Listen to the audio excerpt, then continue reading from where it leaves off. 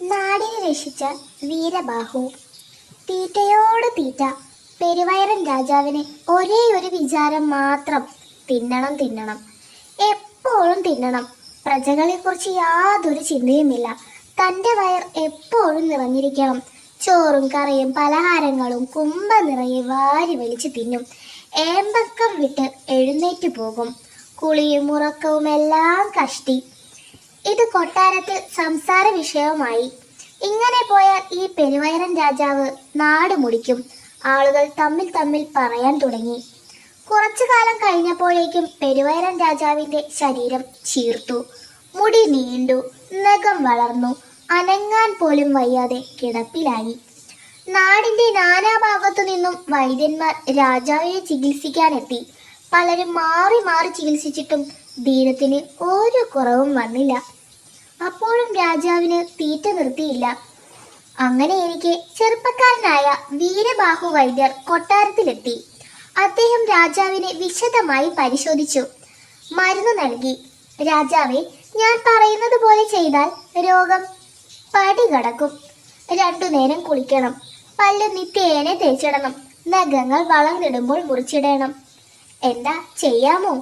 വീരബാഹു ചോദിച്ചു. രാജാവ് തലകുലുക്കി സമ്മതിച്ചു. മാസം 1 കഴിഞ്ഞു. മരുന്ന് കഴിച്ചിട്ടും ശരീരം വൃത്തിയാക്കിയിട്ടും അസുഖം പൂർണ്ണമായി മാറിയില്ല. ഇനി എന്തു ചെയ്യും? വീരബാഹു വീണ്ടും വന്നു. മണ്ണു നന്നായി കിളയ്ക്കണം. വിത്തിടത്ത് വിതയ്ക്കണം. ദേഹം വിയർത്തിടും വരെ വേല ചെയ്യണം. ഇത് കേട്ട രാജാവിന് വീരബാഹുവിനോട് നീരസം തോന്നി. എങ്കിലും അദ്ദേഹം പതുക്കെ പതുക്കെ ഓരോരോ ജോലികൾ ചെയ്യാൻ തുടങ്ങി. പകലന്തിയോളം ജോലി, കൃത്യസമയത്ത് ഭക്ഷണം. മാസങ്ങൾ കടന്നുപോയി. രാജാവിന്റെ ദേഹം മെലിഞ്ഞു.